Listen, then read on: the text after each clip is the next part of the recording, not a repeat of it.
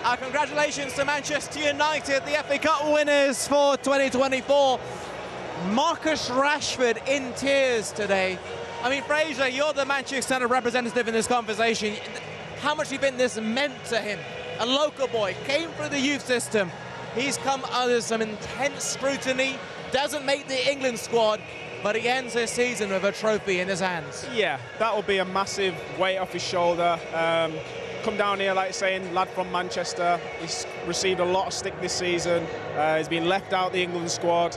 Starts the game today, and he worked his socks off from the start to the finish, and to win the game. You know, for the second goal, he did a massive diag, which is, you know, started off the counter attack. So he's played really well today. So yeah, emotions will be running through him, and you know, he's upset. But that's how much it means for him to play for his boyhood club and winning trophies like this. Very emotional, to be in tears about it, though.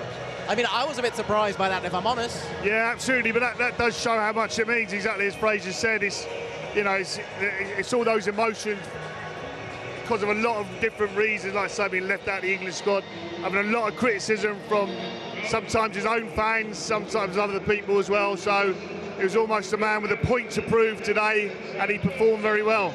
Well, the live pictures that everybody saw, it was interesting. It was Ten Hag, and the cameras cut to Sir Jim Ratcliffe. So, tomorrow, who's going to be the man in charge? Don't say Sir Jim Ratcliffe, well, I mean the manager. It depends. If you're going off today, then obviously he's got to stay. Does he have to stay? Because Louis van Gaal won this competition.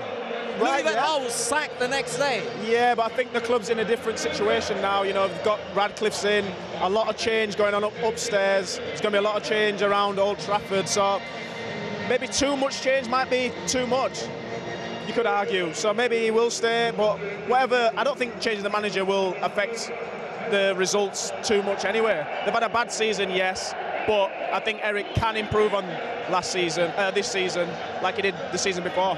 But allegedly, the decision was already made. Well, if that was the case, and quite often these big companies in Ineos, you know, they can be ruthless and make. They've got to make the right decision long term for the football club. That's what they need to do, whether it is with the current manager or not.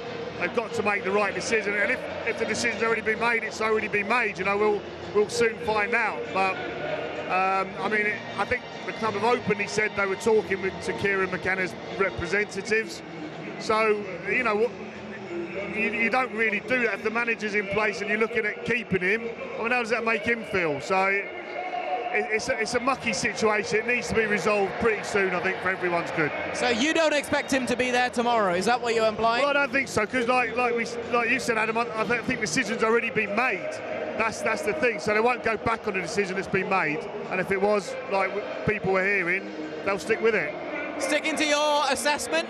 Yeah, of course. If he wants, I would like him to stay. But if they've already made the decision, today's game is irrelevant. They just do whatever they wanted to do before. But I think you run the risk of, back in the day, you had Sir Alex was here for years. Arsene Wenger was at Arsenal for years.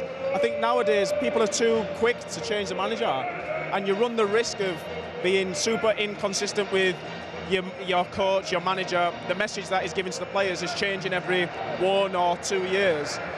You never get any progression forward because you're always changing, and it's hard to find a clear path. So I think too much change is a bad thing, but if that's what they decided to do, then that's up to them. Can I ask, a manager's perspective, if someone was to come in, if Ten Hag is let go, there's so many players there. Now, some are leaving the club. I mean, Rafael Varane is already confirmed to be leaving. Presume Anthony Martial will be let go as well, of his contract expiring. But there are players there like Rashford, who was there, I think he was brought in by Louis van Gaal. And you think of the managers, including interim managers that have come into place. That's a lot of different characters and men in charge. Can it be hard for a new coach to come in, bearing that in mind, so many different philosophies? Very, very difficult. I mean, it reminds me of my time at City. It was an exact role reversal. We had so many different managers who all brought their own players. At one time we had 55 pros, but not a real assembled team amongst a lot of us, really. A lot of good players in their own rights, but not an assembled squad of players, which is what you want at a football club, really, for going forward. Suddenly, if there is an injury, someone can slot in seamlessly and you can play the same style of play. But at the moment, I think, because of what you said, Adam, United is again, a lot of good players, but not necessarily an unit. assembled squad or a jigsaw that's been put together.